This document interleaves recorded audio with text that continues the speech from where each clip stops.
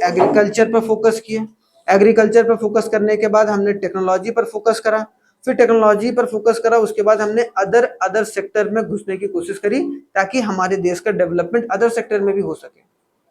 ठीक है, अब आगे देखा जाए कि वो तो हमारा अर्ली डेवलपमेंट था।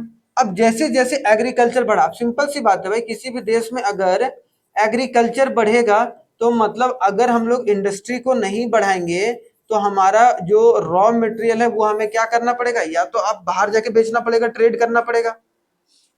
ठीक है, इससे अच्छा है ना कि हम रॉ मटेरियल बाहर क्यों ट्रांसपोर्ट करें। उस रॉ, एक है कि आप गेहूं आप उपजा रहे हो लेकिन आपके घर जो देश में मिल नहीं है, और अब वो गेहूं जो है वो आप दूसरे देश को दे रहे हो, वो आपको आटा बना के दे रहा महंगे में, जो ब्रिटिश किया करता था।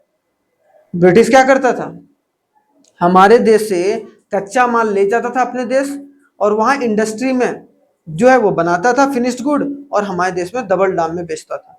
हमारा ही कच्चा माल वो अपने फिनिश्ड गुड अपनी इंडस्ट्री में बनाकर हमें बेचता था। ठीक है, तो यही काम अगर हम लोग सेकेंडरी सेक्टर पर फोकस नहीं किए होते तो आज भी हमारी स्थिति वही होती।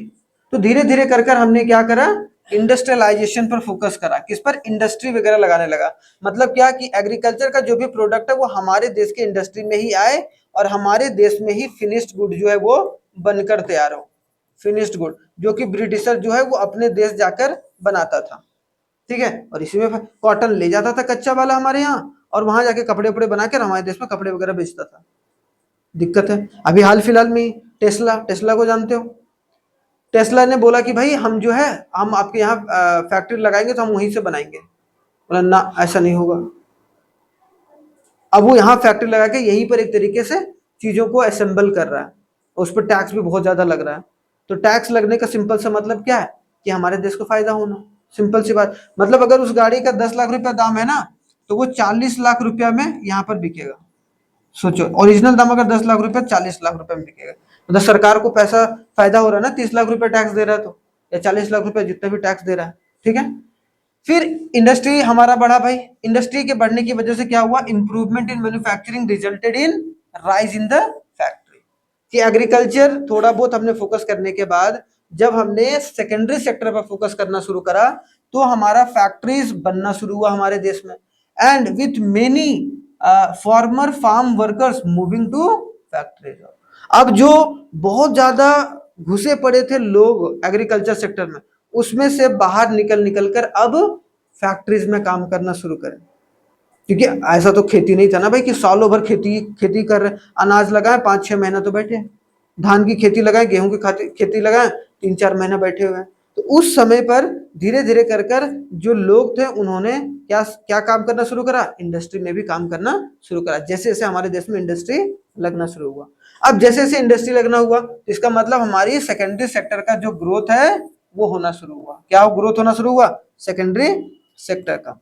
अब सेकेंडरी सेक्टर का जो ग्रोथ है वो बढ़ा, significance for the production and the job due to the affordable and mass produce goods in industry like a food processing, textile industry खुलने लगा, इक्विपमेंट मैन्युफैक्चरिंग फ्लोरिस्ट होने लगा। धीरे धीरे कर कर अलग अलग जो फैक्ट्रीज थे वो हमारे देश में खुलना शुरू हुआ। तो इसका मतलब क्या होगा, और भी तेजी तरीके से हमारी, खास करके ये बोला जाता है कि प्राइमरी सेक्टर और सेकेंडरी सेक्टर या टर्सरी सेक्टर के बीच में जो सेकेंडरी सेक्टर है वो क्या करता है, एक मिडिल मैन के जैसा काम करता है। अगर ये टूट गया तो इसका मतलब प्राइमरी से डायरेक्ट टर्सरी में तो हो ही नहीं सकता, दिक्कत परेशानी हो जाएगा। ठीक है, ये बात है। सपोर्ट, और उसको क्या सपोर्ट मिला, किसको मिला सपोर्ट, सेकेंडरी सेक्टर बढ़ने से किसको फायदा होता ज्यादा, टर्सरी में, क्योंकि हमारे देश में फिनिश्ड गुड बन रहा है, उससे ज्यादा फायदा हुआ किसमें,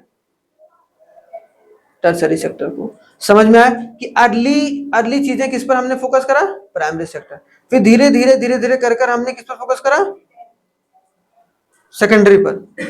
अब जैसे सेकेंडरी सेक्टर थोड़ा बहुत मजबूत हुआ, हमने फिर कहां शिफ्ट लिया, जो है रिसेंट चेंजेस में अगर देखा जाए टर्सरी सेक्टर।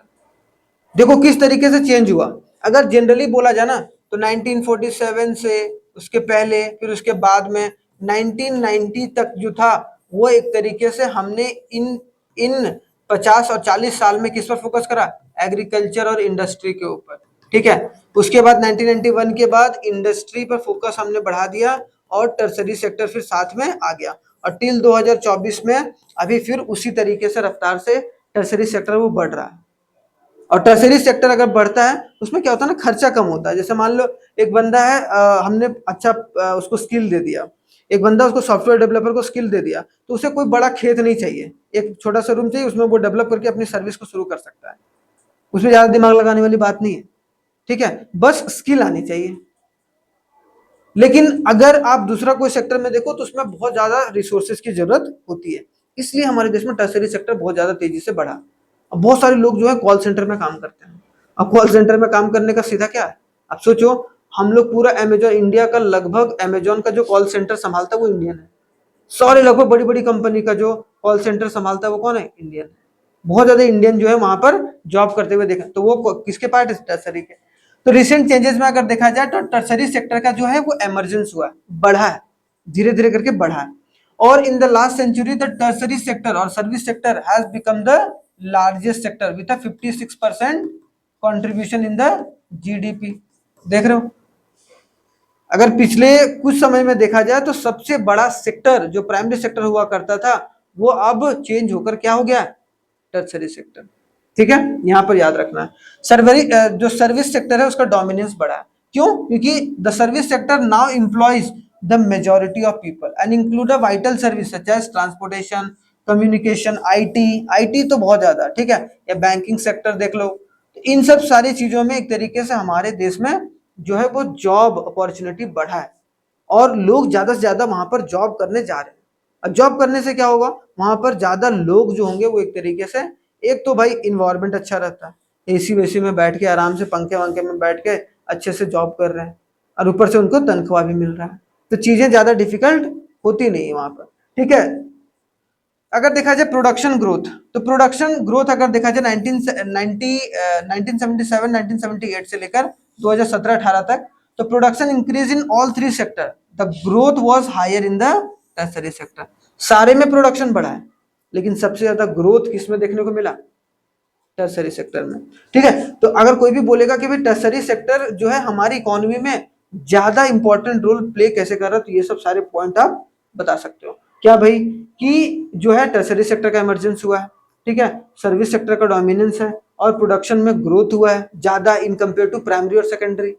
ठीक है, और प्राइमरी सेक्टर जो एम्प्लॉयमेंट है, डिस्पाइट द चेंज होने के बावजूद भी primary sector still remains the largest employer today. ठीक है, ज्यादा एम्प्लॉयमेंट कौन प्रोवाइड कर रहा है, एम्प्लॉयमेंट ज्यादा बढ़ा है किसमें, टर्सरी में, लेकिन अभी प्रोवाइड कौन कर रहा है, एग्रीकल्चर। लेकिन इसका कंट्रीब्यूशन कितना है, बहुत कम है। क्या है contribution to the GDP, contribution to GDP क्या है भाई, कम है। मतलब लोग काम ज्यादा कर रहे हैं लेकिन वहां से पैसा कम कमा रहे हैं। वहां लोग ज्यादा काम कर रहे हैं लेकिन पैसा, एग्जाम्पल के तौर पर अगर देखो, जैसे 100 लोग अगर एक तरीके से 100 लोगों में से अगर मान लो 55 लोग एग्रीकल्चर में काम कर रहे हैं, 55% लोग, मतलब 55 लोग, तो भाई कम से कम 55 रुपया तो कंट्रीब्यूशन होना चाहिए, लेकिन कंट्रीब्यूशन 18 है। देख रहे हो, लेकिन कंट्रीब्यूशन कितना है, 18% है, जो कि बहुत कम है। देख रहे हो, तो इसका जो है वो इम्पैक्ट आपको देखने को मिलता है डायरेक्टली